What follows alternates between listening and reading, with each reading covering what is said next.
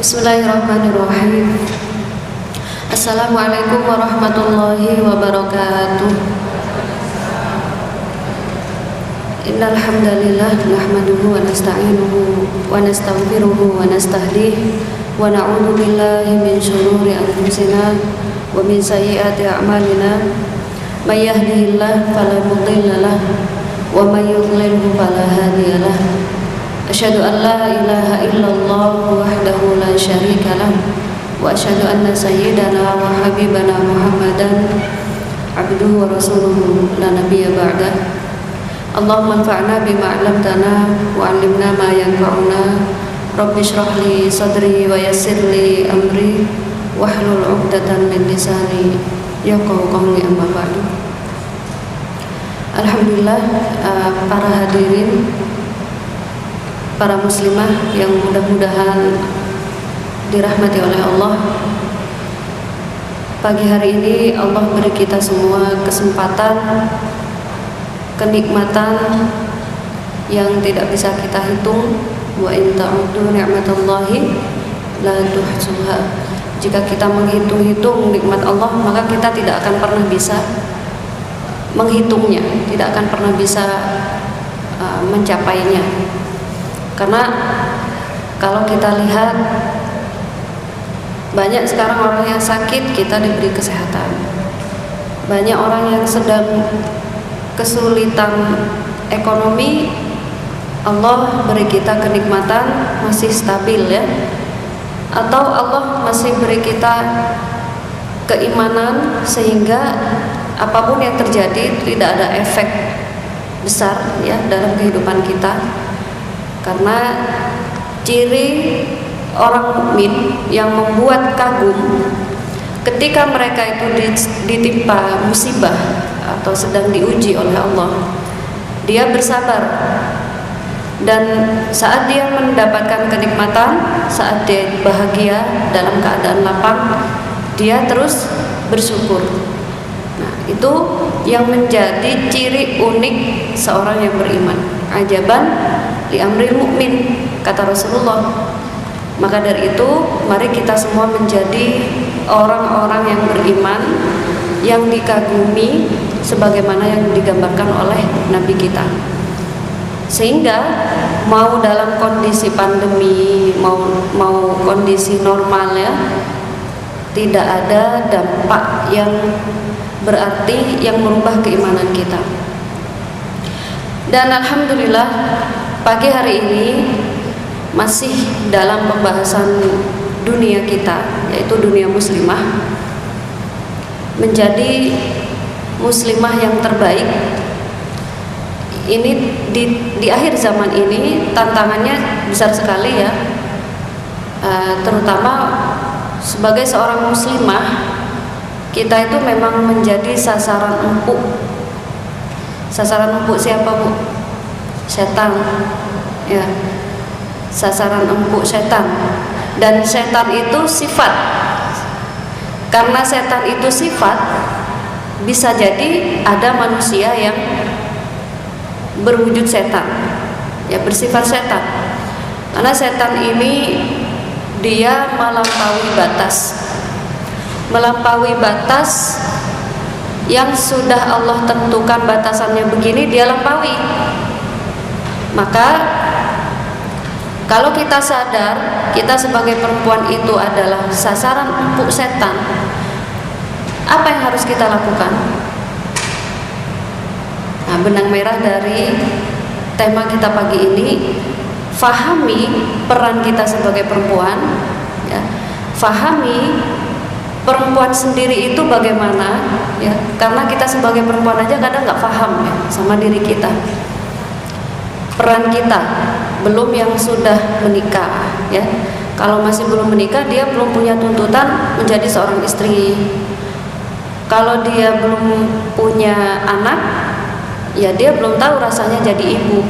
Sehingga bagi adik-adik di sini yang masih belum menikah, sebelum kita ini masuk ke dunia kehidupan baru ya, membuka lembaran baru yaitu pernikahan, persiapkan diri kita selagi masih jomblo ini, maksimalkan peran kita sebagai seorang anak, maksimalkan peran kita sebagai seorang pelajar.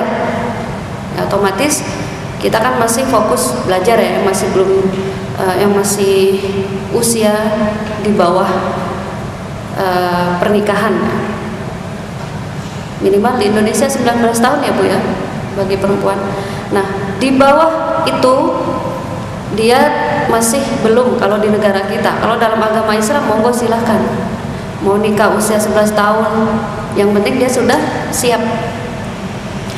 Nah, di masa-masa kita ini menjalani hidup, selama kita ini merasa hidup, fahami peran kita, fahami karakter perempuan.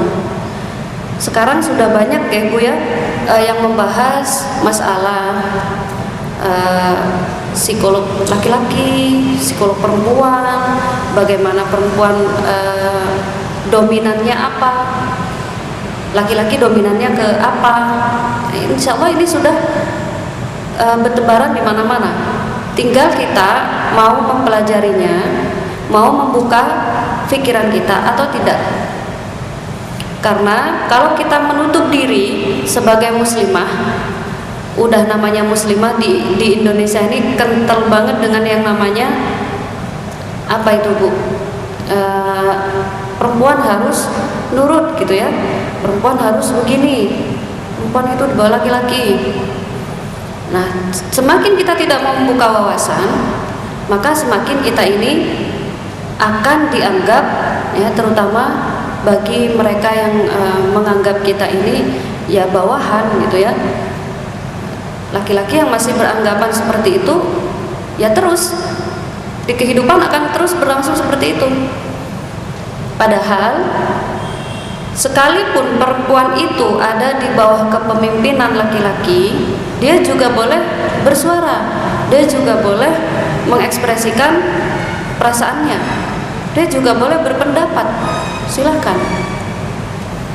Maka pesan saya, pertama, kalau kita ingin menjadi muslimah yang terbaik, ingin menjadi muslimah yang berkarakter, buka pikiran kita ya, agar kita ini tidak mau menutup diri dari wawasan. Dan wawasan yang dimaksud di sini ya yang bisa mendatangkan manfaat terhadap diri kita. Contoh, ya, kita sekarang tidak boleh menutup diri untuk belajar hal-hal yang terjadi di zaman sekarang, apapun itu. Tapi harus ada filter. Oh, ini saya pelajari, tapi nanti bukan untuk saya konsumsi, cuma sebagai pengetahuan, bentuk dari kehati-hatian saya. Perempuan boleh belajar teknik, perempuan juga boleh belajar ilmu pengetahuan alam. Kalau di zaman dulu Bu ya, nggak usah di zaman Nabi lah, kejauhan kalau di zaman Nabi. Di zaman Indonesia masih dijajah Belanda, atau nggak usah jauh-jauh juga ke nenek kita. Di zaman nenek kita aja mereka masih dilarang untuk sekolah, gitu nggak? Mengenyam pendidikan aja susah mereka itu. Mentok-mentok ngaji, ya ngaji di surau atau di pesantren kecil-kecilan. Itu zaman nenek kita.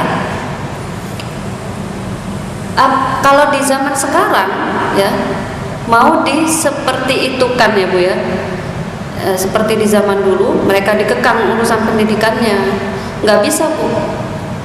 Pendidikan sudah mulai berkembang, sehingga kalau ada perempuan sampai sekarang masih tertinggal ya urusan pendidikannya, maka itu sangat disayangkan.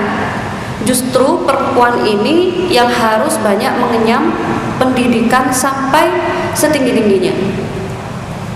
Sebab apa? Sebab kitalah yang akan mendidik, kita yang akan banyak menghabiskan waktu dengan anak kita. Bayangkan, mengandungnya aja 9 bulan. Jangan kira 9 bulan ibu itu cuma leyeh-leyeh gitu ya, nunggu hari perkiraan lahir. Jangan Bu, eman-eman yang sudah menikah dicoba lagi hamil lagi ya. 9 bulan itu kita gunakan waktu sebaik mungkin dengan janin yang kita kandung. Ajak mereka komunikasi, ya. Nah, jangan hanya, aduh aku mau makan apa ya, aku ngidam apa ya, kurang bermanfaat. Ya, kalau yang bermanfaat bagaimana? Hamil, dia menikmati kehamilan meskipun mual-mual ya. Ajak komunikasi janinnya. Kemudian ajarkan kebiasaan-kebiasaan baik sejak mereka ada di dalam kandungan kita. Emang ngaruh ya? Ngaruh banget, Bu. Sangat berpengaruh. Itu 9 bulan ketika dia mengandung. Belum nanti melahirkan. Melahirkan itu urusan kita dengan anak yang akan kita lahirkan. Lalu selanjutnya ada apa? Menyusui. Kita yang menyusui mereka. Dan itu Allah kasih waktu maksimal 2 tahun. Bukan waktu yang sebentar, 2 tahun, Bu. Kalau 2 tahun pendidikan itu S2 lulus itu. Kalau S1 separuh perjalanan. Oke. 2 tahun kita menyusui anak ya, menyusui anak. Tentu bukan hanya sekedar memberikan mereka ASI. Ya, jadi jangan hanya sekedar mereka nangis ya kita kasih ASI ya. Jangan, Bu. Tapi kita niatkan mudah-mudahan setetes demi setetes yang mereka minum menjadi berkah, menjadi daging yang kuat ya, daging yang mampu membela Islam, daging yang menjadi apa ini? Qurrata ayun bagi hidup kita. Investasi akhirat yang mendatangkan manfaat bagi orang tuanya. Jadi diniatkan seperti itu, membangun ikatan emosi dengan anak. Nah, itu perempuan. Jadi kalau perempuan tidak punya pendidikan, ya kehidupannya begitu aja. Dia menganggap hidup itu ya begini, rutinitas hidup. Menikah, habis nikah ya punya anak, habis punya anak ya sudah. Punya anak lagi, terus begitu seterusnya. Nanti kalau udah tua sakit-sakitan, mati udah. Ya kalau hidup kita artikan sebagai rutinitas, begitu-begitu aja, maka apa yang akan kita jadikan bekal di akhirat? Nah, kalau kita faham dengan pendidikan, membuka pikiran kita, mau menambah keilmuan terus, ya, seperti ibu-ibu yang hadir di masjid ini, Masya Allah. Tujuan kita kesini adalah untuk menambah keilmuan. Oh, saya harus membuka pikiran saya harus mau membuka hati saya, menundukkan akal saya harus menerima ilmu, terutama ilmu syariah. Di kajian muslimah ini kan ada pembahasan tentang parenting, ya, parenting Islami, bagaimana mendidik anak sesuai dengan ajaran Nabi. Kemudian kita belajar sholat. Sholat itu kayaknya gampang ya, 5 waktu, ya, duhur 2 rakaat dan seterusnya. Bacaannya ya begitu ya. Sebelum sholat kita wudhu.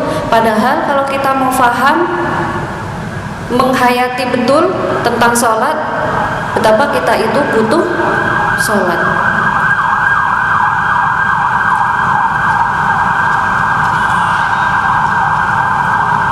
Kalah sama suara saya ya.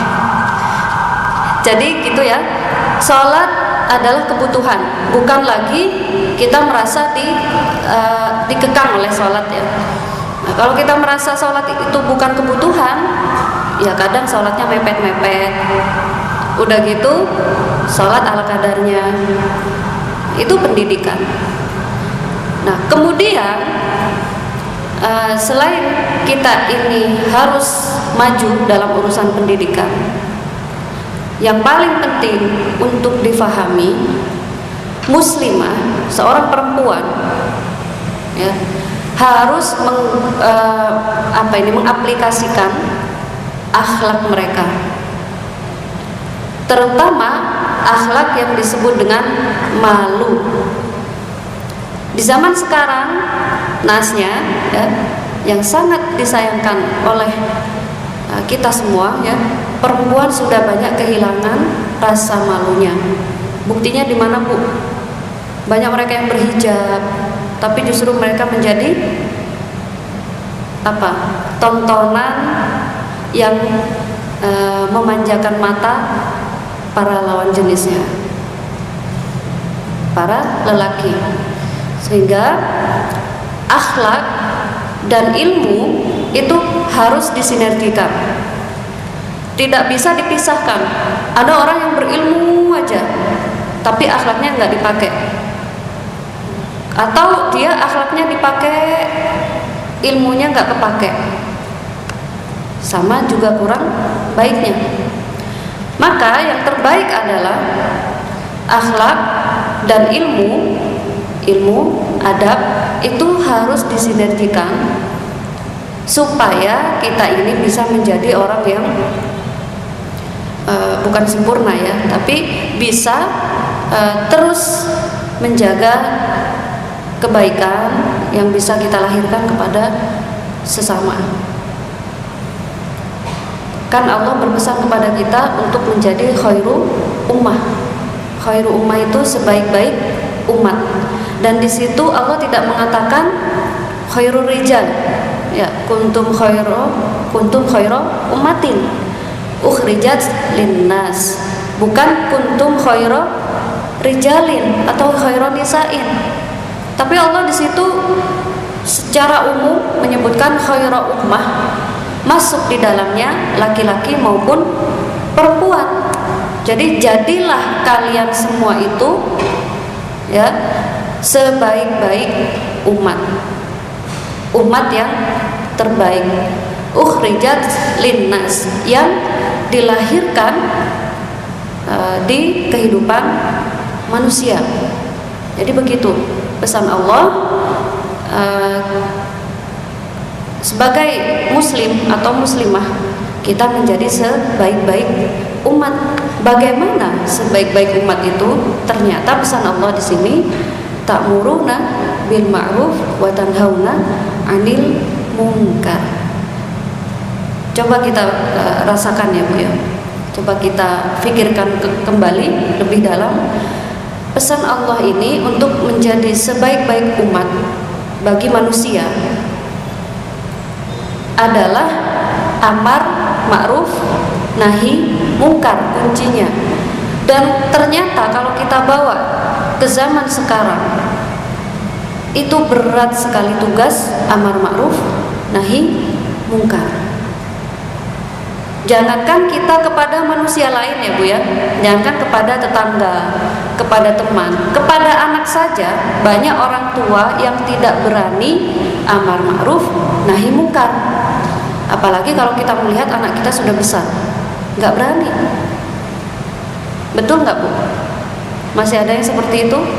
Padahal kita posisinya orang tua, sama anak takut mau amar ma'ruf nahi mungkar, apalagi mau sama orang lain. Sehingga itu tantangan besar, bukan hanya para muslimah ya, para ayah, para suami kepada istrinya harus berani amar ma'ruf nahi mungkar.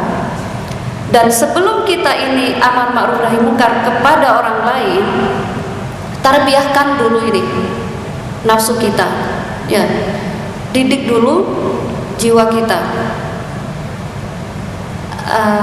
Arahkan nafsu kita ini untuk menjadi nafsu yang selalu bisa tenang, nafsu mutmainnah.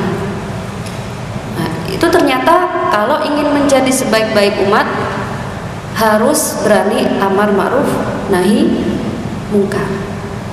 Namun ingat, amar ma'ruf nahi mungkar, amar ma'ruf ini berarti kita mengajak kebaikan ya pada orang lain, memerintahkan atau kita berpesan yang baik kepada orang lain.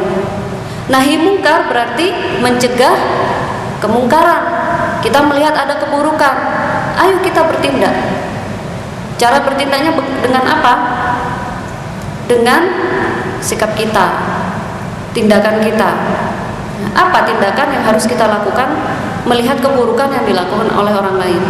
Kalau tidak bisa dengan tindakan, kita nggak berani misalnya, maka dengan lisan.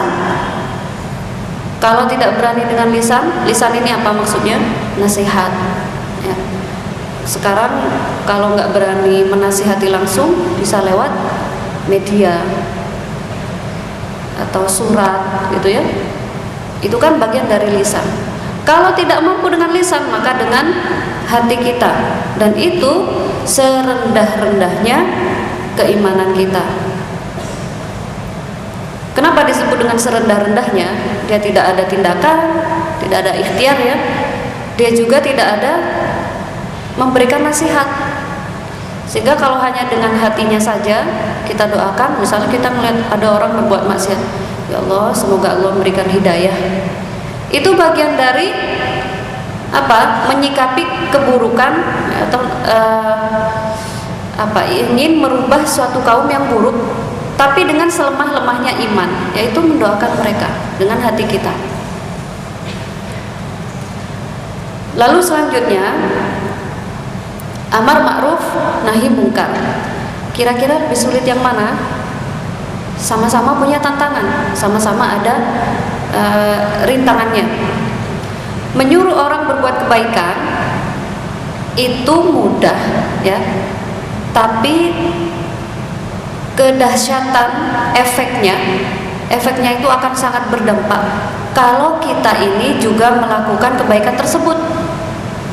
Sama anak aja Bu, kita nyuruh anak kita menutup aurat dengan sebaik-baiknya, tapi diri kita masih maju mundur, kadang bagus kadang enggak gitu ya. Anak akan lebih sulit menerima nasihat kita kalau kita tidak bisa melakukan itu dengan sebaiknya. Sehingga kalau kita mau memerintahkan orang untuk berbuat baik, mengajak mereka untuk melakukan kebaikan, jangan lupa kita juga harus mempraktekkan. Kapanpun, dan mulai sekarang, sesegera mungkin. Sebab bisa jadi ketika kita itu mengajak kebaikan kepada orang lain, itu menjadi salah satu amal kebaikan kita. Kalau kita menunjukkan kebaikan kepada orang lain, kemudian orang lain melakukan kebaikan tersebut, maka nanti pahalanya pahala kebaikan yang orang lain lakukan, sebab kita mengajak dia baik gitu ya, juga akan kembali ke kita tanpa mengurangi pahala orang tersebut. Itu enaknya Islam. Islam itu perhitungannya dahsyat. Islam itu tidak main-main. Jadi kalau kita berbuat baik, betul-betul balasannya juga akan baik. Hal jazaul ihsan illal ihsan. Bukankah kebaikan itu akan dibalas dengan kebaikan juga? Nahi mungkar, kita mencegah orang dari keburukan. Kalau tadi ngajak kebaikan, kalau nahi mungkar, tantangannya kalau menurut saya itu lebih besar lagi. Sama seperti sabar Bu ya. Sabar dalam melakukan ketaatan dengan sabar dalam menghadapi musibah, itu lebih berat mana? Lebih berat mana Bu? Sabar dalam melakukan ketaatan. Kita mungkin sholat terpaksa gitu ya, tapi akhirnya ya sudahlah, sabar, ayo sholat aja. Kita mungkin terpaksa zakat, apalagi kalau pas-pasan ya hidup kita. Tapi kalau kita itu mau sabar ya melakukan ketaatan tersebut, ada pahalanya tersendiri. Bandingkan dengan sabar dalam menghadapi musibah. Kita ditinggal oleh orang tercinta. Sabar itu dalam sabar dalam musibah. Kira-kira lebih berat mana? Berat mana Bu? Sama beratnya ya. Tapi ternyata lebih berat sabar dalam melakukan ketaatan. Kalau sabar dalam urusan musibah, ya jelas-jelas ada yang harus kita tahan, yaitu yang musibah ini datang dalam kehidupan kita gitu ya. Sedangkan sabar dalam urusan menjalankan ketaatan, kita tidak punya tantangan musibah itu. Jadi santai-santai aja. Seandainya kita nggak sholat, seandainya kita nggak zakat, ya, andai kata kita ini nggak puasa, ya hanya urusan kita dengan Allah. Itu lebih membuat kita merasa enteng atau gampang. Makanya sabar itu bukan hanya dalam urusan menghadapi musibah, tapi juga dalam urusan menjalani ketaatan. Nah, terutama muslimah ini. Muslimah ini di dalam agama Islam itu bukan dipojokkan atau mungkin di nomor duakan. Justru kita itu nomor satukan. Tidak ada peradaban ataupun agama yang mengangkat derajat muslimah seperti mereka itu diangkat derajatnya dalam agama Islam. Tidak ada. Kalau di agama lain, Bu, mungkin tidak ada aturan menutup aurat seperti bagaimana muslimah diatur dalam Islam. Ya, mungkin saja. Atau tidak ada aturan bagaimana mungkin pernikahannya ada yang berbeda. Tapi kalau di agama Islam itu semuanya diatur. Sampai urusan sentuh menyentuh dengan lawan jenis itu diatur dalam agama Islam. Dan itu belum tentu di agama lain. Kalau dalam agama Islam, anak itu ya, baik laki-laki maupun perempuan baru dikatakan lepas dari orang tuanya kalau mereka sudah sama-sama menikah, sama-sama berumah tangga. Kalau belum, dia belum bisa dikatakan lepas dari orang tua. Di agama lain belum tentu. Maupun di peradaban manapun, muslimah ya, kalau di agama Islam dia mendapatkan warisan. Di zaman dulu tidak ada. Justru mereka itu diserupakan dengan barang. Muslimah di zaman dulu betul-betul tidak dihargai. Islam datang, Nabi menyampaikan risalah, isinya justru banyak sekali mengangkat derajat muslimah. Sehingga kalau kita mengatakan kok Islam gitu ya sama perempuan ya, Anda salah besar. Justru alhamdulillah Islam datang menomorsatukan perempuan. Islam datang mengangkat derajat perempuan. Di zaman sebelum Islam datang itu, Bu ya, perempuan ini kalau dipikir-pikir melas gitu ya. Melasnya tuh di mana, Bu? Di dalam kehidupan mereka itu ya karena memang dianggap seperti barang, dia boleh ditukar, dia bisa diwariskan, bahkan diwariskan ke siapa? Ke anaknya.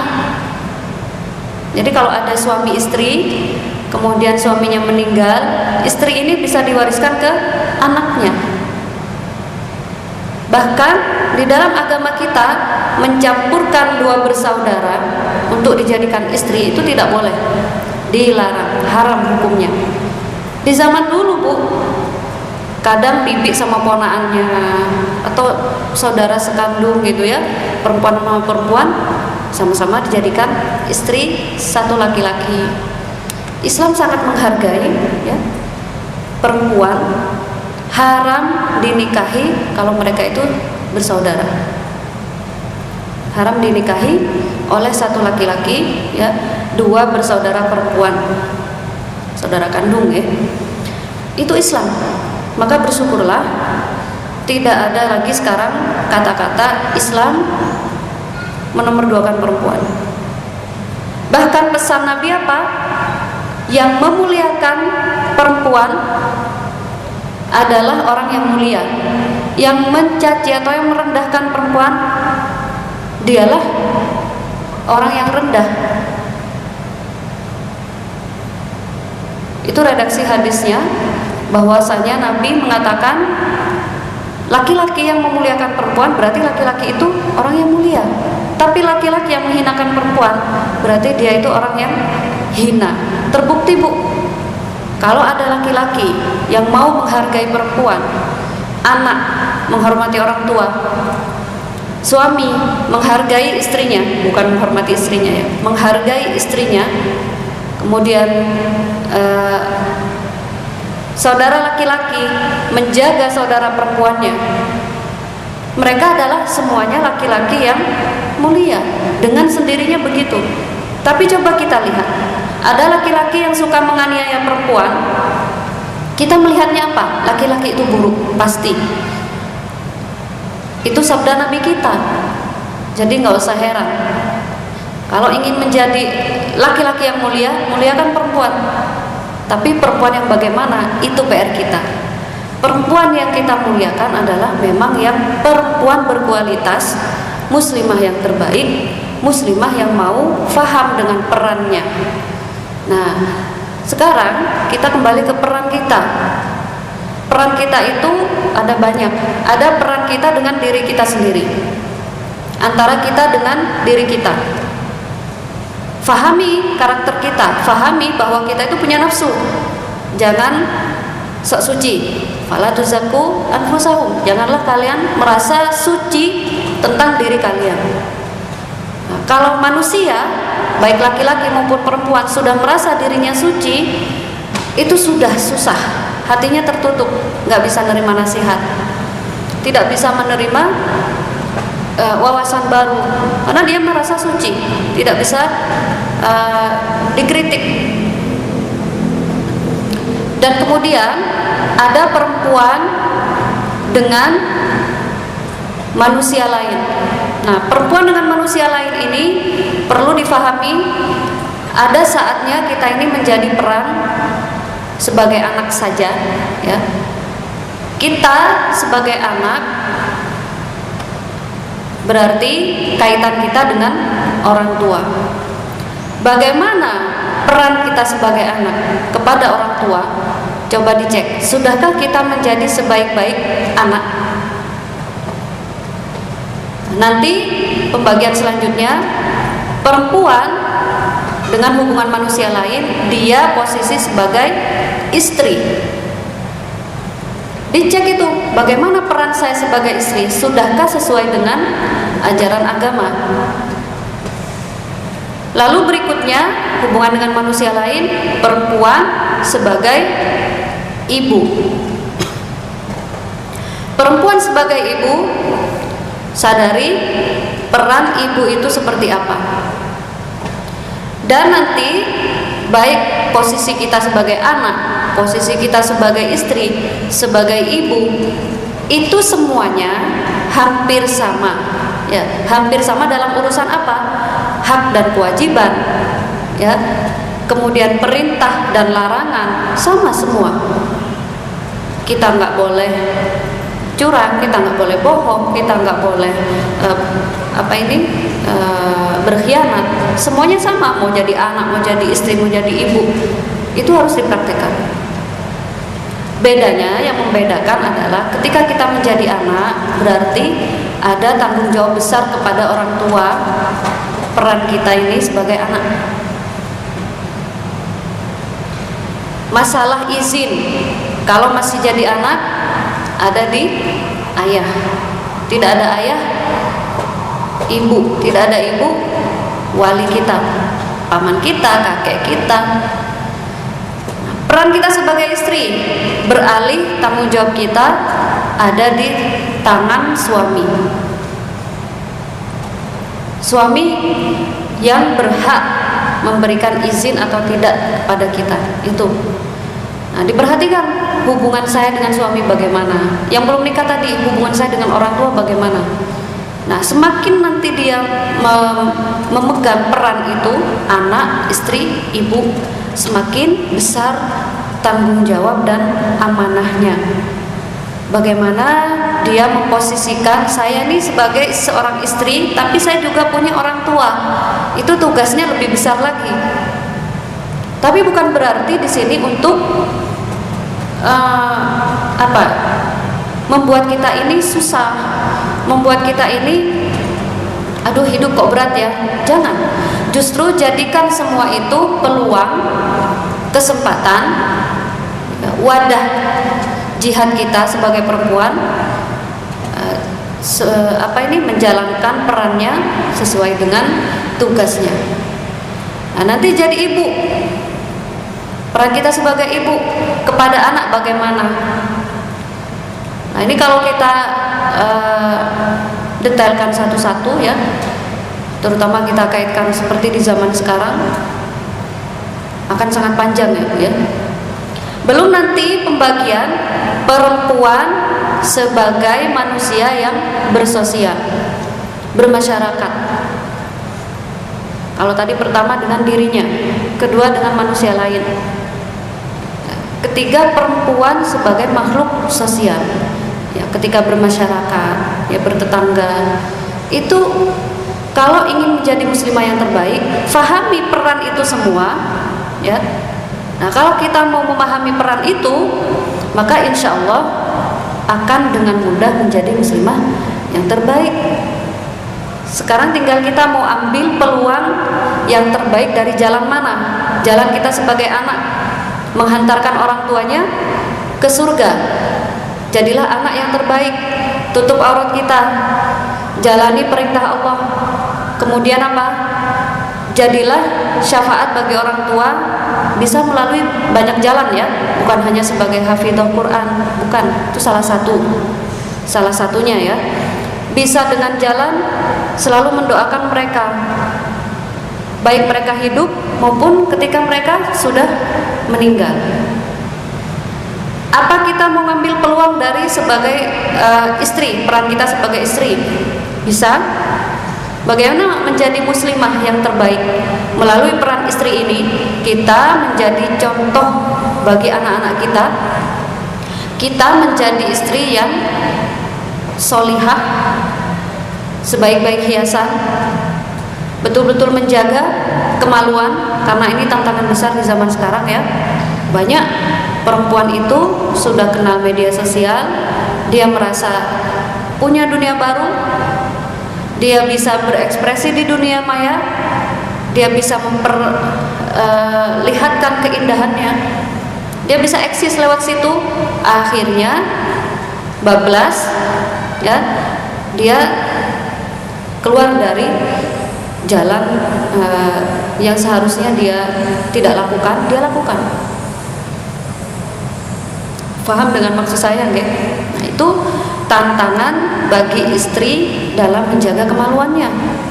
Jadi zina itu, tidak berzina itu bukan hanya dalam urusan kemaluan saja, tapi mata, telinga, tangan, kaki, semuanya punya potensi berzina.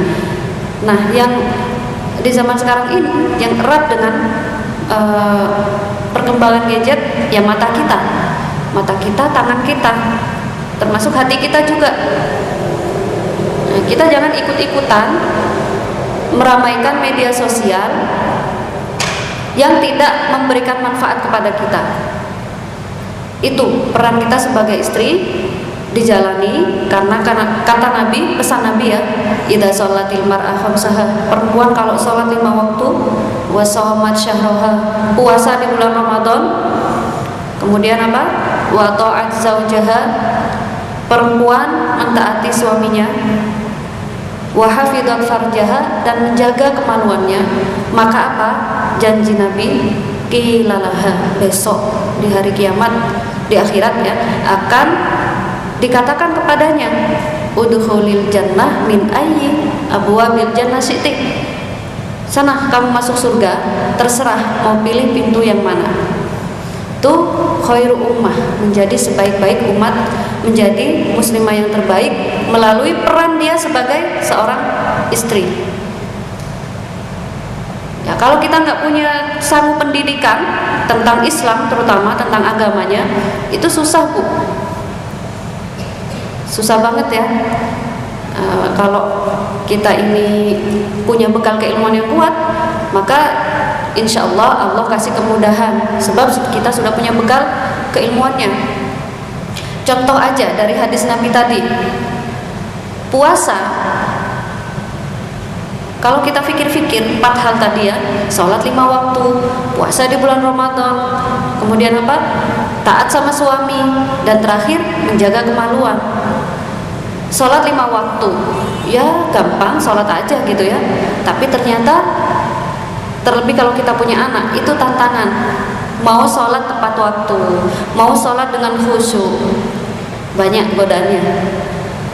Puasa di bulan Ramadan, orang hamil, orang menyusui, itu punya tantangan besar, terutama bagi mereka yang tidak kuat, ya, tidak mampu, lemah. Tantangan besar, Bu.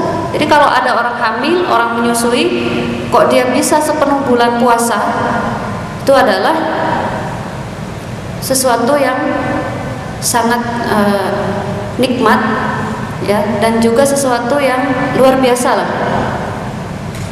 Kemudian mentaati suami.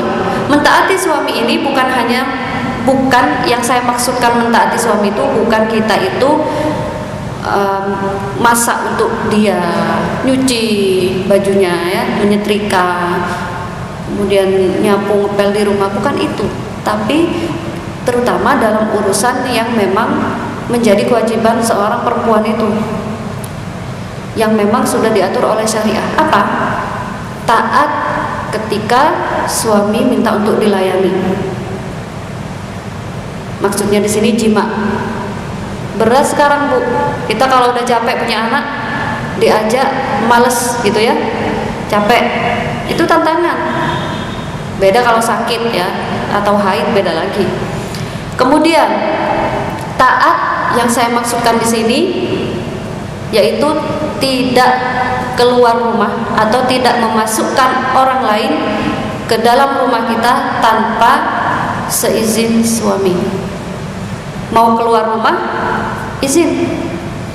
Itu bentuk dari kita menghargai pasangan kita, dan juga itu merupakan perintah dari Allah, perintah di dalam agama kita.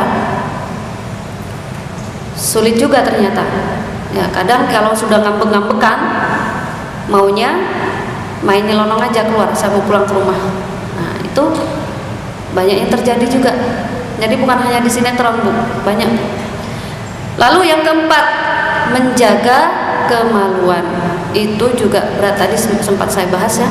Di zaman sekarang godaannya di perempuan itu banyak. Karena kita sudah mendapatkan kemudahan di akhir zaman ini. Kemudahan ya banyak sekali kemudahannya, terutama di negeri kita, ya. Jalan aja sesama perempuannya, yang penting dapat izin suami, kita rasanya bebas, ya. Padahal kalau bahasanya safar, jangan keluar tanpa ada mahram kita. Ini kalau bahasanya safar, ya, Bu, ya. Tapi kalau ibu cuma belanja ke tetangga, ke warung sebelah, itu nggak usah lah. Izin tetap, ya. Izin itu tidak harus bahasanya itu resmi. Mas, saya mau ke warung, mau beli ini, mau ini, nggak usah. Nanti dia cuma mau nyiram tanaman depan rumahnya, izin sama suami. Bukan itu maksud izin itu, terutama kalau itu sampai istilahnya safar, atau sampai dia keluar rumah yang jauh, itu harus izin. Termasuk juga di dalam perjalanan, akan ada perjalanan lagi, itu harus izin. Dan izin itu harus sebelum kegiatan. Kalau setelah kegiatan itu bukan izin, tapi laporan. Sudah pasti bolehnya, ya, tapi belum tentu ridhonya. Bisa jadi suaminya murka. Nah, ini kalau kita mau bahas dalam kehidupan kita. Jadi fokus peran kita itu apa saja. Jangan kita begini, Ustazah, enak aja perempuan harus begitu, laki-lakinya. Kalau dapat suami yang sembarangan, lah sekarang kita nggak perlu, ya. Bukan nggak perlu. Jangan fokus kepada hal-hal yang itu bukan harus kita fokuskan, ya. Contoh nih, dunia kita kan perempuan, dunia kita ini kan sebagai anak, istri, ibu, ya bersosial juga. Itu fokuskan tugas saya itu apa. Kalau kita ini berusaha mencari kefokusan yang lain, ya, kita mempelajari orang lain tapi tidak mempelajari diri kita, itu percuma. Sulit untuk mendatangkan kebaikan terlebih dahulu. Jadi maunya saya yang saya nggak mau ya. Saya mau dihargai, nggak mau menghargai. Jadi begitu. Kalau kita ini sebagai istri, cari tema yang berkaitan dengan istri. Apa tugas istri, apa kewajiban istri, apa hak istri. Jangan cari hal yang berkaitan dengan suami. Nanti kita cari pembenaran. Suami harus begini, suami harus begini. Lah kamu enak deh, suami terus yang dituntut, kamu sendiri gimana? Nah, jadi itu yang penting.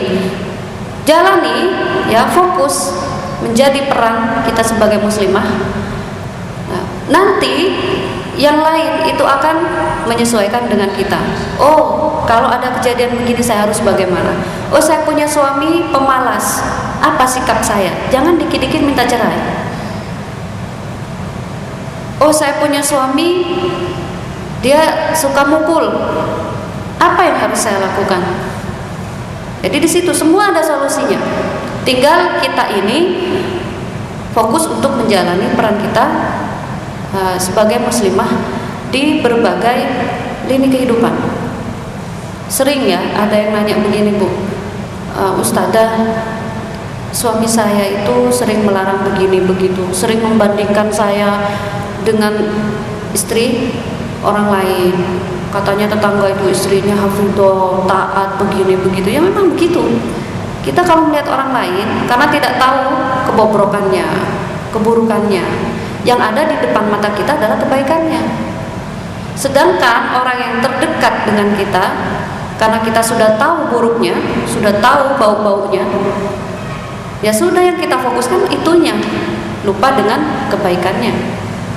Makanya saya sarankan, kalau Anda, jawaban saya mesti, kalau Anda ingin mendapatkan solusi terbaik, kalau Anda tanya pada saya, jawaban saya, fokuslah terhadap peran kita.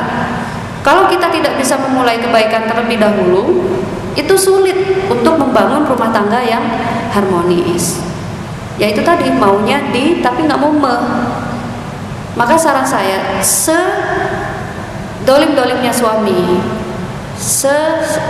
separah-parahnya dia memperlakukan keburukan pada kita, coba kita muhasabah, jangan-jangan saya ini tidak melakukan kewajiban saya sesuai dengan pesan Allah.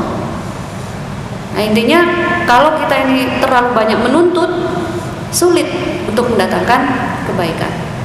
Lalu peran kita sebagai ibu, mau mengambil peluang muslimah terbaik dari peran kita sebagai ibu. Itu contohnya sudah banyak, Bu, ya. Di zaman Nabi, di zaman tabi'in, tabi'ut tabi'in, terutama di zaman para ulama ini ya, seperti Imam Syafi'i, imam-imam madhab yang besar itu, mereka semua tidak terlepas dari peran seorang ibu yang terbaik. Begitu juga ibu yang terlahir di hari ini pasti dididik oleh ibu yang terbaik. Sehingga kalau kita mau mengambil peluang surga, mengambil peluang muslimah yang terbaik dari peran kita sebagai seorang ibu, fahami peran kita sebagai ibu. Ibu kepada anak. Ibu kepada anak itu tidak ada bedanya kita kepada manusia lain. Anak sekalipun kita katakan itu anak, ya, harus tetap, kalau dia salah kita salahkan, kalau dia benar kita kasih apresiasi terbaik. Makanya tadi saya sempat singgung, banyak orang tua tidak berani amar ma'ruf nahi mungkar kepada anaknya karena mereka itu sayang bukan pada tempatnya. Jadi kalau mau sayang pada anak, mengambil peluang surga, mengambil peluang sebagai muslimah terbaik melalui peran ibu, harus tega terhadap anak, tega dalam urusan kebaikan, ya, terutama jaga akhlak kita sebagai ibu kepada anak. Jangan suka berbohong kepada mereka, jangan pilih kasih kepada mereka. Banyak juga orang tua yang suka masih membandingkan anaknya, antara anak dengan anak dibandingkan, antara anak dengan anak orang lain juga dibandingkan. Itu jangan. Karena Bu, kalau kita dari kecil sudah mengajak seakan-akan seperti bermusuhan kepada anak, besok mereka menganggap kita sebagai musuhnya. Nabi itu Masya Allah, kalau kita belajar sirah ya, beliau itu bukan hanya terhadap anak ya, apalagi kepada anak, kepada budaknya yang sangat terkenal itu Anas bin Malik, sampai budaknya tidak mau dimerdekakan. Luar biasa ya Bu ya. Kalau kita sekarang asisten khodimah itu mau keluar, Bu saya mau berhenti aja Bu gitu ya. Kalau itu Anas bin Malik sebagai budak Nabi gak mau dimerdekakan. Karena apa? Udah saya mau jadi budak Nabi terus. Nabi itu kepada budak begitu luar biasa baiknya, begitu luar biasa dalam urusan mendidiknya. Anas bin Malik menjadi budak saat itu masih kecil usianya. Pernah disuruh-suruh oleh Nabi jalan, beliau itu ya Anas bin Malik jalan melakukan perintahnya, tapi ternyata di tengah jalan ketemu teman-temannya bermain. Nabi menunggu, kok lama gak datang-datang. Akhirnya setelah datang Nabi nggak gini-gini Bu, saya pecat kamu ya, tidak. Tapi Nabi memahami dunia anak-anak. Oh anak-anak, jangan diulangi lagi ya. Cukup seperti itu. Kita enggak Bu ya. Kadang karena kita merasa itu anak kita, kita berani mengambil sikap bebas. Mau saya cincang, mau saya bunuh, kan begitu Bu ya. Makanya banyak terjadi juga ibu membunuh anaknya. Sehingga yuk kita belajar dari Nabi kita, gak usah jauh-jauh. Pelajari sirah Nabi, bagaimana Nabi dengan putrinya ya, bagaimana Nabi dengan menantunya, bagaimana Nabi dengan para istrinya, bagaimana Nabi dengan budaknya. Nabi sudah cukup banyak mengajarkan kita ya untuk berkasih sayang, kemudian juga menjadi manusia yang terbaik bagi keluarganya, karena kata Nabi khairukum li ahli. Sebaik-baik kalian adalah yang paling baik bagi keluarganya. Kalau kita ini bisa belajar menjadi pemimpin bagi keluarga, insya Allah menjadi pemimpin bagi yang lain lebih mudah. Kalau kita belajar menghargai orang terdekat kita, keluarga kita, insya Allah kita akan mudah menghargai di luar itu. Sehingga patokannya orang baik atau tidak, tanya sama keluarganya. Jangan tanya sama orang lain yang tidak paham dia. Mau tanya ini istri baik atau tidak, tanya sama suaminya. Ini suami baik atau tidak, tanya sama istrinya. Ini ibu baik atau tidak, tanya sama anaknya. Jangan tanya sama orang lain. Orang lain belum bisa dijadikan patokan. Kalau orang terdekat mengatakan, oh dia baik, maka insya Allah itu baik beneran Bu. Insya Allah begitu. Jadi peran kita difahami, peran kita dijalani sesuai dengan apa yang menjadi kedudukan kita di kehidupan ini. Kalau kita memahami, maka insya Allah akan menjadi sebaik-baik umat. Dimanapun kita berada, siapapun kita, jadilah daiyah yang santun, daiyah yang bisa mengajak banyak orang kepada jalan kebaikan. Insya Allah begitu yang bisa saya sampaikan. Sebelum saya simpulkan atau saya tutup, mungkin ada pertanyaan. Oke.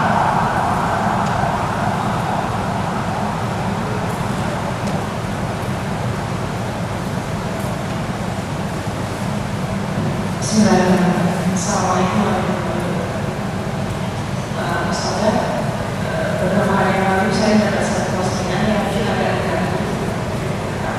kemudian saya pertanyaan saya bacain aja.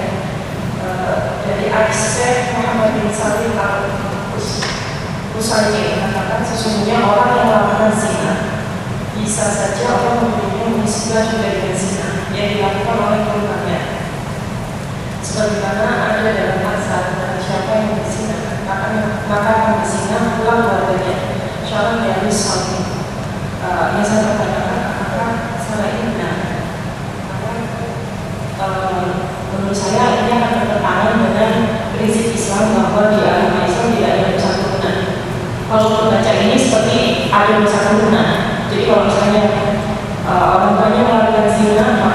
keturunannya pun akan melakukan zina.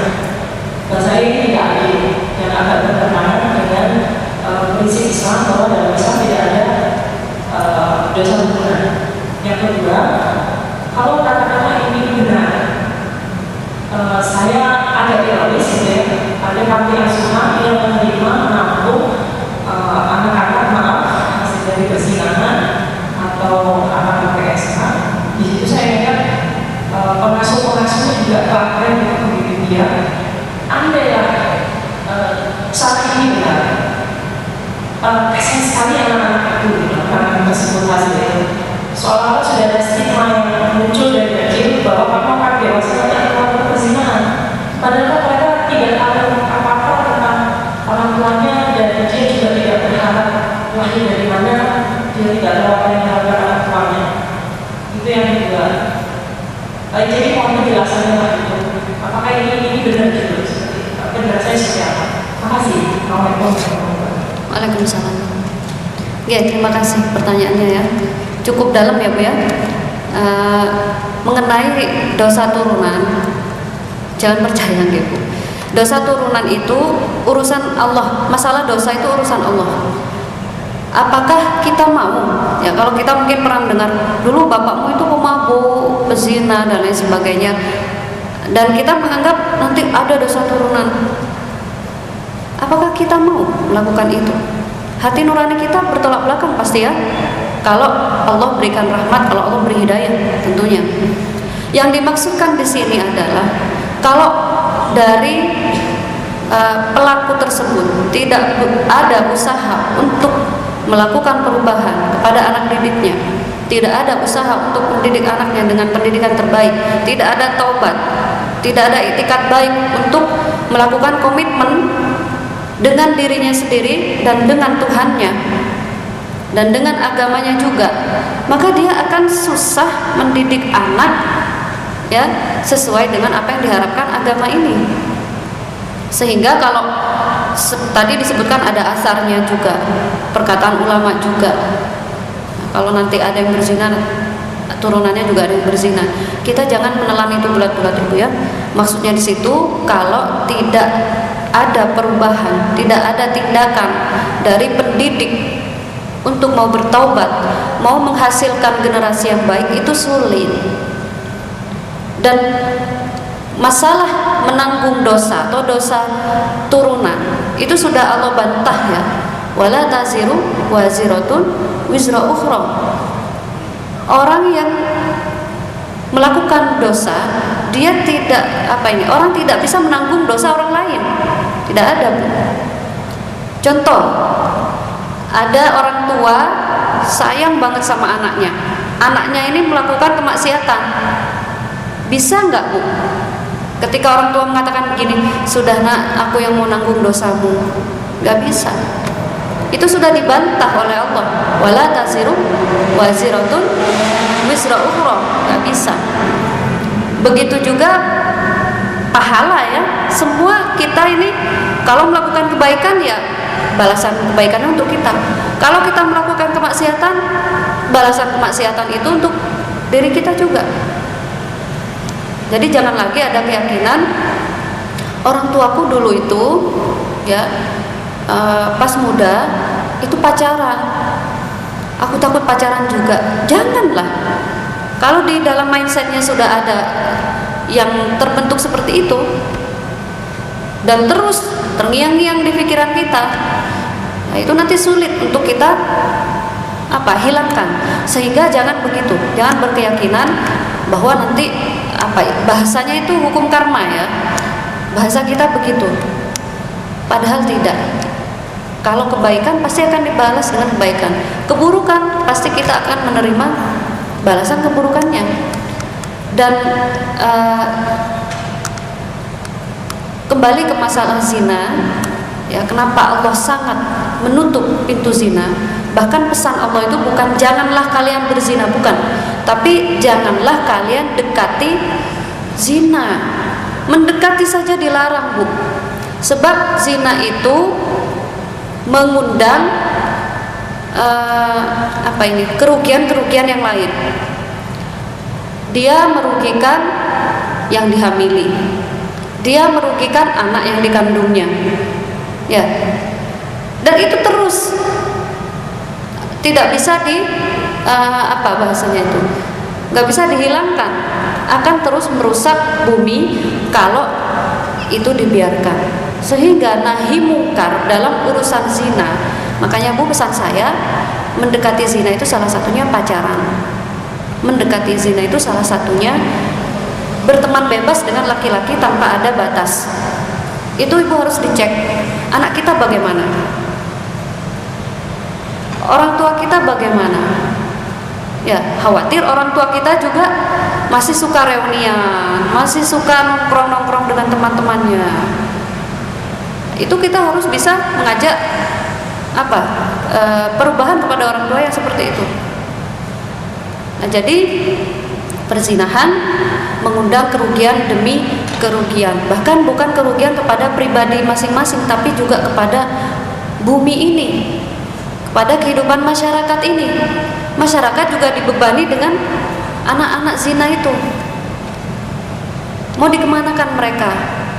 Psikisnya terpukul, ya. Nah, sehingga yuk kita fokuskan diri kita bahwa kalau kita baik, balasannya baik. Kalau kita bermaksiat, untuk kita sendiri. Tidak ada untuk anak kita, tidak ada untuk orang tua kita dan lain sebagainya. Tapi yang namanya ujian itu akan datang dari berbagai jalan. Sehingga kenapa kita dilarang maksiat, kenapa kita dilarang mendekati zina, supaya kita tidak mendatangkan ujian terhadap orang-orang di sekitar kita. Jadi intinya tidak bermaksiat itu ternyata bukan hanya untuk diri kita, tapi juga untuk membantu orang lain. Ya, tidak merugikan orang lain, itu tujuannya. Gitu, nggih? Jadi insya Allah seperti itu, tidak ada menanggung dosa orang lain dan tidak ada dosa turunan. Kalau ujian dalam hidup itu pasti, dan ujian dalam hidup itu bisa jadi karena kemaksiatan yang kita biarkan. Melihat kemaksiatan kita biarkan, akan datang ujian pada kita, itu pasti. Itu nggih. Tapi yang namanya menanggung dosa orang lain atau dosa turunan tidak akan pernah. Wallahu a'lam. Mungkin ada yang lain? Ya, terima kasih. Assalamualaikum warahmatullahi wabarakatuh. Waalaikumsalam. Saya ingin bertanya Ustazah, apabila suatu saat nanti kami memiliki anak yang mungkin sedang berada di fase remaja yang mulai menyukai lawan jenis, nah itu bagaimana ya Ustazah caranya untuk membuat anak kita itu tetap terbuka tentang apa yang dirasakannya tanpa harus merasa tertekan untuk bercerita kepada kita, namun kita juga bisa mengarahkan mereka untuk senantiasa menjaga kehormatannya. Itu bagaimana ya Ustazah di zaman yang menurut saya teknologi sedang berkembang pesat seperti saat ini. Terima kasih Ustazah. Wassalamualaikum warahmatullahi wabarakatuh. Waalaikumsalam. Jadi kalau kita ingin mendidik anak remaja, itu sebelumnya harus ada proses yang kita lalui, Bu. Gak bisa kita di masa kecilnya kita gak merangkul mereka, tapi kita di masa remajanya ingin betul-betul mendidik mereka, itu susah. Jadi kenapa sebagai perempuan kita ini harus punya sangu pendidikan yang tinggi, sangu pendidikan yang luas. Karena tadi itu Bu, kita sebagai pendidik pertama, madrasah pertama bagi anak-anak. Dan jangan dianggap remeh tugas ini. Kalau kita bisa mendidik anak kita dengan baik, mereka menjadi sebaik-baik masyarakat nantinya. Siapa pendidiknya? Kita. Guru di sekolah itu hanya yang membantu kita di sekolah. Peran utama, peran paling besar adalah orang tuanya. Sehingga ajarkan anak pendidikan Islam itu harus tuntas sebelum mereka itu baligh. Idealnya kan begitu. Yang sekarang sudah merasa, aduh aku ternyata nggak begitu. Tidak ada kata terlambat. segera ajak mulai sekarang, ajak aktif di pengajian, aktif menyukai keilmuan agama terutama, ya, karena sebaik-baik bekal itu kalau kita mau memahami pedoman hidup kita. Apa pedoman hidup kita? Agama. Karena yang namanya pedoman berarti kita jadikan acuan, sudah kita jadikan ya sumber, dan nantinya membuat karakter yang baik bagi diri kita. Nah, jadi mulai dari mereka di dalam janin, mulai mereka itu menyusu, ya, kita susui mereka, itu sudah ada praktek pendidikan untuk mereka. Ajak mereka ngobrol, jangan anggap mereka nggak paham. Mereka paham, mereka akan merekam. Karena bayi lahir, betul mereka belum bisa melihat dengan jelas, ya, tapi mereka bisa mendengar dengan jelas, sehingga ajarkan mereka kata-kata yang baik, karena pasti akan mendengar. Belum nanti kalau sudah masuk fase balita, ya, fase balita, ajarkan mereka tauhid, kenalkan mereka dengan Tuhannya, beri mereka wawasan tentang pengetahuan umum. Contoh, ini badan ini aurat kamu yang boleh ditampakkan. Ajarkan mulai memakai pakaian yang menutup auratnya, ya. Kemudian ajarkan bagaimana bersosial. Itu penting juga mulai dari anak-anak. Saat mereka berantem dengan temannya, kita harus pintar, Bu. Jadi jangan ada yang keliru itu membela anaknya. Mau anak salah atau benar tetap dibela anaknya. Atau sebaliknya, membela anak orang lain dan terus menyalahkan anak kita, itu nggak bagus juga. Jadi harus tahu tabayun itu penting. Nah, kemudian di masa anak-anak, bagaimana Nabi mengajarkan? Sudah mulai ajarkan sholat itu umur 7 tahun. Ajarkan sholat 7 tahun. Jadi isi pentingnya pesan Nabi ini di bawah 7 tahun, biarkan mereka itu berkelana dengan dunia mereka, dunia bermain. Kita ajarkan mereka tentang keilmuan sambil bermain.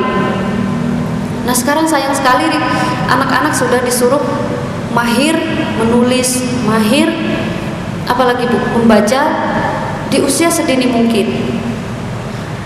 Jangan resah, ya Bu, ya. Yang penting mereka kenal Tuhannya, faham dengan nabinya, faham dengan agama ini, ya. Baru kemudian nanti di usia 7 tahun kenalkan mereka dengan yang namanya perintah sholat. Artinya sholat, begitu, praktek. Nah, usia 10 tahun, kalau nggak mau sholat, tarbiyah dengan sedikit pukulan. Pukulan yang tidak menyakitkan, ya, untuk menyadarkan mereka bahwa oh, saya ini harus disiplin, ya. Sudah mulai disiplin 10 tahun. Dan soundingnya itu Bu, jauh-jauh sebelum dia umur 10 tahun. Misalnya usia 5 tahun itu sudah disounding. Nah, nanti umur 7 tahun kita belajar sholat, ya, sholat bareng, ya. Nah, itu sudah disounding Bu. Nanti usia 8 tahun, 9 tahun sudah mulai disounding. Umur 10 tahun harus disiplin sholatnya, harus betul-betul bisa menjaga kesucian, toharahnya betul diperhatikan. Baru nanti ketika mereka sudah masuk usia baligh, jauh-jauh sebelum dia baligh sudah paham tentang ilmu menghadapi baligh itu. Kalau laki-laki bagaimana kalau sudah baligh, perempuan bagaimana menghadapi menstruasinya. Begitu Bu. Bukan sudah masuk ini baru kita ajarkan. Sulit, kaget anak itu. Nah, sebelumnya kita sudah mengajarkan bagaimana berhubungan dengan lawan jenis, ya, berkawan dengan lawan jenis, batasannya seperti apa, bertemu dengan paman yang ini, paman yang mahram, paman yang bukan mahram itu bagaimana, itu harus diajarkan, harus betul-betul diajarkan. Dan emang faham, ya Ustazah, faham. Anak-anak itu sudah Allah bekalkan akal dan juga hati, ya. Jadi itu tinggal orang tuanya mau nuangin apa nih ke akal sama hatinya, gitu nggak? Nah, masuk usia remaja mereka tidak akan kaget dengan hal-hal saya jatuh cinta, atau mungkin saya dipuji sama orang lain. Kita juga harus bisa menanamkan kasih sayang yang baik. Sentuh anak itu, dipeluk, dicium, supaya mereka tidak kaget ya ketika dipuji oleh orang lain yang bukan mahramnya, lawan jenis ya. Orang tua saya nggak pernah muji seperti itu. Jadi dia merasa ya GR gitu ya, dipuji begitu, akhirnya dia suka. Kalau orang tuanya sudah biasa memberikan kasih sayang, sentuhan, anak tidak akan kaget dengan itu. Apalagi kita membuka pikiran mereka, laki sama perempuan tuh gini, nak, kenapa mak? Ya intinya ada saatnya kita sebagai ibu itu sebagai pendidik. Jadi ibu itu jadi pendidik. Ada saatnya kita jadi teman, ya. Ada saatnya kita jadi ya sahabat ya. Ada saatnya kita jadi ibu. Bagaimana mengasihi anaknya. Kalau sebagai pendidik, kita didik jiwa mereka, kita didik akal mereka. Kalau kita sebagai teman, ya berteman, kita bersama mereka, makan bersama mereka. Pas melihat ada sesuatu fenomena di masyarakat, kita jelaskan pada mereka. Ya bagaimana kita dengan teman. Saat kita ini jadi ibu, ya mereka sakit, kita rawat mereka, kita peluk cium mereka. Itu ibu pada anak. Jadi gitu nggih. Sebelum mereka masuk usia remaja, ikuti prosesnya. Insya Allah akan mudah. Dan mudah-mudahan kita bisa menjadi orang tua yang anak kita itu dikit-dikit kata ibu begini, aku diajarkan ibu begini, kita yang menjadi guru mereka. Kamu diajarin ngaji sama siapa? Ibu, gitu ya. Orang tua saya. Kebanggaan tersendiri bagi anak dan pahala yang besar bagi ibunya. Ajarkan Al-Fatihah dengan ibunya sendiri. Jangan dipasrahkan pada orang lain, Bu, eman pahalanya. Ajarkan dia mengenal Tuhannya, kita yang mengajarkan. Jangan orang lain kalau bisa. Insyaallah begitu nggih. Maka dari itu, yuk kita jadi muslimah yang punya pendidikan tinggi. Jadi jangan lagi ada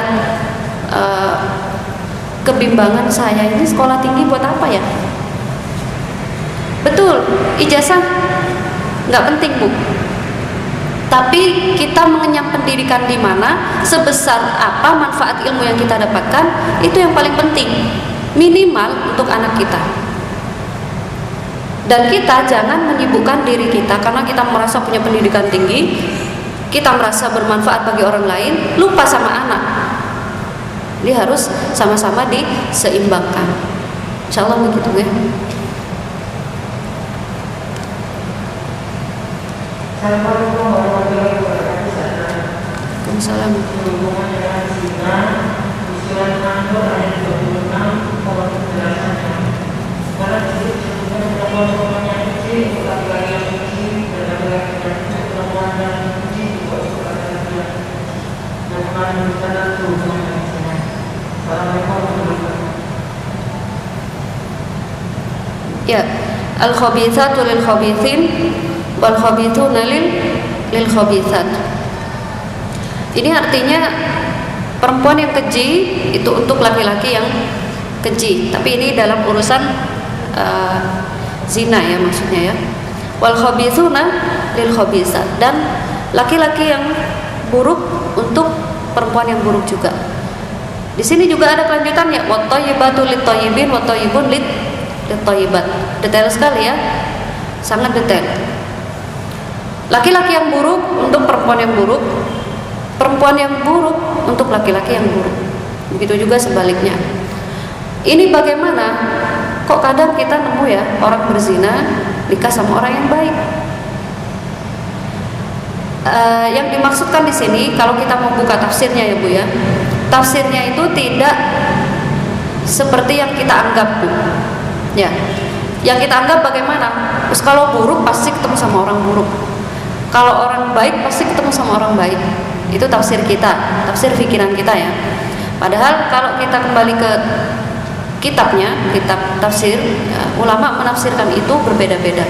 Ada yang berpendapat ini maksudnya orang yang berzina itu tidak layak untuk orang yang tidak berzina.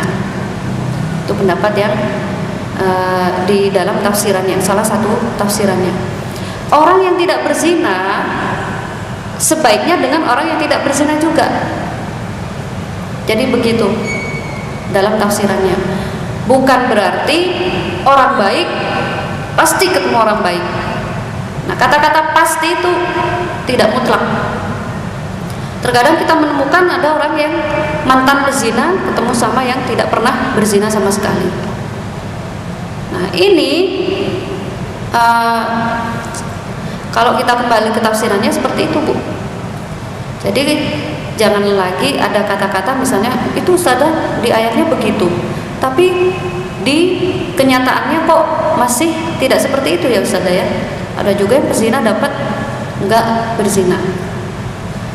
Maka para ulama mufassirin, khususnya ulama yang menafsirkan ayat ini, yang dimaksud adalah orang yang berzina itu tidak layak dapat orang yang tidak berzina. Begitu. Tapi kalau kita kaitkan dalam kehidupan, memang ya, istri yang baik itu kalau suaminya baik, insya Allah sama-sama kita lihat, oh yang baik dapat baik ya. Pasangan yang baik bisa mengajak kebaikan kepada pasangannya yang lain ya, maka akan menjadi pasangan yang sama-sama baik. Sehingga ibu-ibu, pezina itu tidak akan dikatakan bebas dari dosanya kalau dia tidak betul-betul bertaubat. Pezina itu tidak layak bagi yang tidak berzina kalau dia belum bertaubat dengan taubatan nasuha. Kalau mereka sudah bertaubat, para ulama sepakat ya, pezina yang bertaubat tidak mengulangi maksiatnya tersebut, menyesal ya, betul-betul menyesal dengan sikapnya, maka dia tidak layak lagi kita katakan pezina. Begitu ya.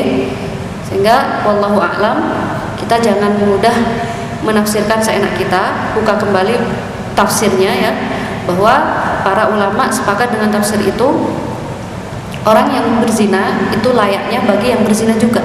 Yang tidak berzina tidak layak dapat pezina. Insyaallah begitu. Monggo yang lain.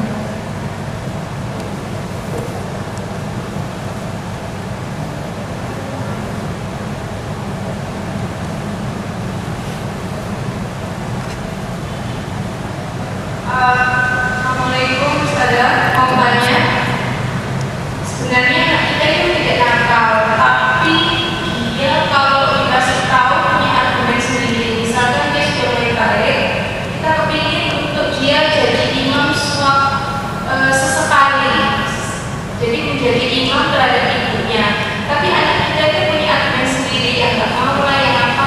Dan bagaimana supaya anak itu benar-benar bisa mendengarkan dan melaksanakan sesekali untuk bisa menjadi imam terhadap ibunya.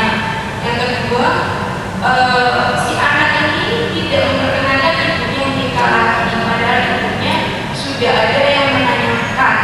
Terus bagaimana memposisikan diri untuk lebih memilih terhadap anak atau terhadap calon, padahal tidak ingin terjadinya adanya gap terhadap anak sendiri itu karena dia punya pendirian tentang apa yang tidak memperbolehkan lakukan yang menikah lagi.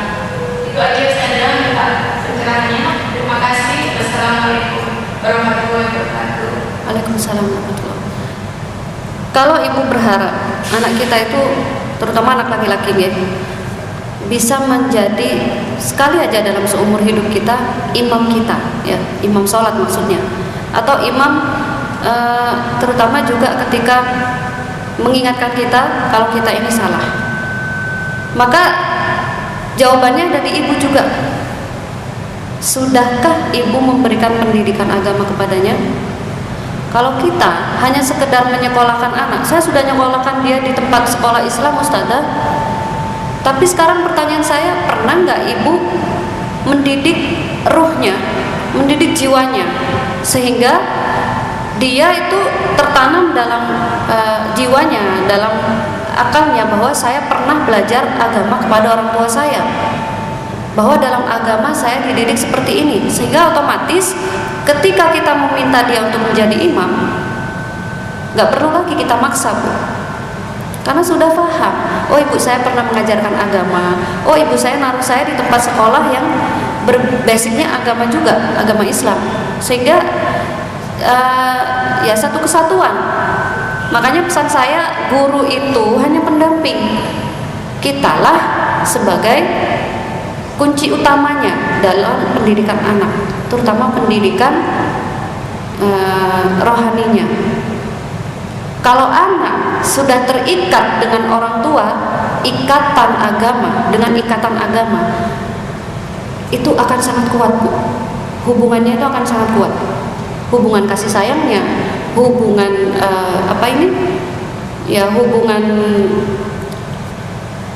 hubungan ikatan ininya, emosionalnya. Jadi itu yang paling penting, ajarkan agama kepada anak kita. Kalau ingin anak kita menjadi imam bagi kita, terutama anak laki-laki, didik jiwa keqawaman mereka.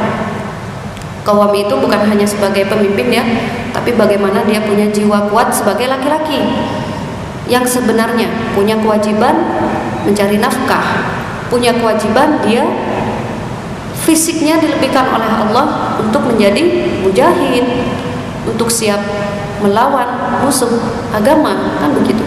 Itu harus diajarkan oleh orang tuanya. Berikutnya, kalau misalnya kita ini sebagai janda ingin menikah lagi, kemudian anak tidak setuju, ibu jangan serta-merta mengorbankan. Saya tidak menyarankan mengorbankan anak atau mengorbankan calon, mengorbankan diri ibu, jangan. Banyak orang yang bertahan dalam rumah tangganya, padahal sebenarnya dia sudah nggak tahan, ya, dengan dalih demi anak. Saya tidak setuju itu. Pernikahan itu tujuannya untuk apa? Memanen pahala, mendapatkan kebaikan. Tapi kalau pernikahan itu justru mendatangkan keburukan, kita tertekan, itu enak nggak, Bu? Itu kebaikan nggak, Bu? Bukan. Jadi jangan lagi ada istilah saya udah bertahan demi anak. Jangan, Bu. Lebih baik kalau ibu mau minta cerai, minta aja, gak usah seperti itu. Anak dengan sendirinya nanti akan paham ada apa dengan ayah dan ibu saya, kenapa bisa bercerai. Jadi begitu. Sama halnya dengan ketika ibu ingin menikah lagi tapi anak tidak setuju, kasih pemahaman dulu sama anak. Jangan ibu menyiksa diri ibu sendiri, padahal ibu butuh dengan pernikahan, tapi ibu menahannya, ya, naudzubillah, jangan sampai jatuh pada hal yang dimurkai oleh Allah, berzina misalnya, naudzubillah, jangan. Atau menahan emosi, saya ingin nikah tapi nggak boleh sama anak, jangan. Lebih baik ibu dekati anak, beri pemahaman kepada calon, gimana bisa mengambil hati anak, dan tidak boleh ada yang dikorbankan. Jangan mengorbankan diri ibu, ini bukan fisabilillah, ya. Jadi kalau jihad fisabilillah itu jangan dimaknai saya berkorban diri saya, ya, saya korbankan demi anak. Enggak. Ibu menyiksa diri sendiri itu namanya. Ya, intinya sama-sama harus dikasih pemahaman. Calon kita jelaskan, yuk kamu kalau bisa ambil hati anak saya, gimana sekiranya saya disetujui oleh anak saya kalau saya ini mau nikah lagi. Anak kita juga kasih pengertian, mama butuh nikah, nak, soalnya menikah itu bukan hanya urusan cinta, tapi juga urusan begini begitu, itu perlu dijelaskan, apalagi anak kalau sudah besar gitu, nggih. Dan pesan saya, berhubungan yang baik dengan keluarga itu penting supaya tidak ada yang merasa didolimi antara satu dengan yang lainnya. Begitu, nggih. Insyaallah saya cukupkan. Sampun nggih. Satu lagi nggih. Monggo.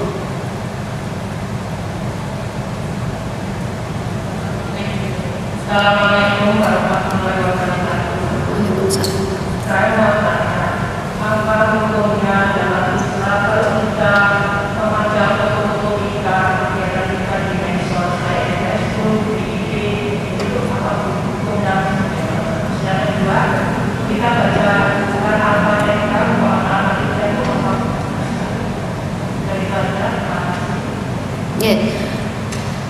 Yang pertama, hukum memajang foto ibu ya, foto kita ya, baik itu yang sendiri maupun yang bersama-sama di medsos. Ini pertanyaannya sangat populer ya di zaman sekarang ya, karena kita sangat dekat dengan berbagai media sosial berupa Instagram, WhatsApp, apalagi itu Facebook, Twitter dan lain sebagainya. Pesan saya, mau foto-foto silahkan Bu, bebas. Bahkan yang sekarang rame itu apa Bu? TikTok ya. Ibu mau TikTokan silahkan, cuman yang penting untuk difahami jangan dipublish gitu ya. Terkecuali begini, ada sebuah lembaga yang mengadakan kegiatan dan kita harus terlibat bersama teman-teman, kemudian ada dokumentasi dan itu di-upload di medsos lembaga tersebut, itu nggak masalah Bu. Yang menjadi masalah adalah kita ngupload gambar baik sendiri maupun bersama di medsos dengan niatan kita itu riya, dengan niatan kita ingin memanen pujian, mendapatkan komentar yang bagus-bagus, tampak di luar kita itu bagus semua ya, orang semua melihat kita ini wah luar biasa, bagus sekali ya, kegiatannya bagus. Itu sudah menjadi niatan yang salah. Maka saran saya, karena yang melihat gambar kita itu orang-orang yang punya berbagai macam persepsi ya, ada yang menganggap kita itu riya banget gitu ya, ada yang menganggap kita itu masya Allah, barakallah gitu ya kadang ya, ada yang begitu husnudon, ada yang suudon Bu. Maka untuk menghindari itu semua, saran saya lebih baik jangan. Cukup kalau kita ingin berbagi di medsos, silakan berbagi nasihat atau kata-kata atau bentuk tulisan ya yang menggambarkan, yang mungkin pernah menceritakan perjalanan hidup ibu, itu boleh sharing lah ya, bahasa kita, pengalaman tentang kehidupan, kemudian bagaimana metode ibu mendidik anak. Itu jauh lebih penting daripada sekedar gambar-gambar dengan caption yang menuai pujian atau mungkin juga menuai kritik. Sehingga itu pesan saya pribadi dari saya, lebih baik untuk sama-sama menjaga kenyamanan hati. Kalau itu urusan gambarnya yang bisa mendatangkan fitnah, fitnah ini kan bisa jadi pujian yang berat untuk kita, yang nggak pantas untuk kita, atau fitnah itu bisa berupa kritikan yang kita nggak kuat dapat itu. Nah, jadi lebih baik dihindari, gitu ya. Kemudian yang kedua tadi, Al-Fatihah ya. Al-Fatihah itu Bu, ada yang memang itu bagian dari ayat surat di dalam Al-Quran. Terkadang Al-Fatihah itu berfungsi sebagai dzikir. Nah, kalau kita berzikir di pagi, petang, itu kan ada Al-Fatihahnya ya. Jadi Al-Fatihah ada kalanya dia wajib untuk dibaca, menjadi doa. Di mana itu? Di dalam sholat ya, jadi rukun. Sehingga kalau ibu mungkin mau menghadiahi Al-Fatihah kepada anak kita ya, pada buah hati, baik itu sudah meninggal maupun tidak, nggak masalah Bu, silakan. Saya doakan anak saya mudah-mudahan selamat begitu ya. Saya kasih hadiah Al-Fatihah untuknya. Itu Al-Fatihah menjadi bagian dari doa. Ada kalanya zikir, ada kalanya itu surat di dalam Al-Quran itu sendiri. Wallahu a'lam. Nah, sampun ya, karena waktu sudah lewat ini. Sebelum kita tutup, kita berdoa mudah-mudahan Allah beri kita kekuatan ya, kita sebagai muslimah dengan kelemahan kita. Semoga Allah bimbing kita, semoga Allah jauhkan kita dari godaan setan. Kalaupun karena setan itu pasti akan menggoda kita, mudah-mudahan kita ini diberi benteng ya, dan benteng itu harus kita hadirkan, yaitu dengan zikir kita, dengan taqarrub ilallah, dengan menjauhi hal-hal yang tidak bermanfaat, sehingga kita mudah melahirkan generasi yang diharapkan oleh Allah, yaitu khairu ummah ukhrijat linnas, yaitu sebaik-baik umat yang terlahir di kalangan manusia. Mudah-mudahan bisa memberikan manfaat, kita bisa menjadi orang tua yang terbaik, bisa menjadi istri yang terbaik, bisa menjadi anak yang terbaik, dan bisa menjadi umat yang terbaik. Salah kata dari saya mohon maaf. Jika ada kebaikan itu semata-mata dari Allah, dan jika ada keburukan itu dari saya pribadi. Kita tutup dengan doa kafaratul majlis. Mudah-mudahan Allah mengampuni dosa kita, mudah-mudahan Allah menjadikan ilmu kita sebagai ilmu yang menghantarkan kita kepada jalan kebaikan. Subhanakallahumma wa bihamdika nashhadu an la ilaha illa anta nastaghfiruka wa natubu ilaik. Nas'alullaha al-hidayah wa taufiq. Wassalamualaikum warahmatullahi wabarakatuh.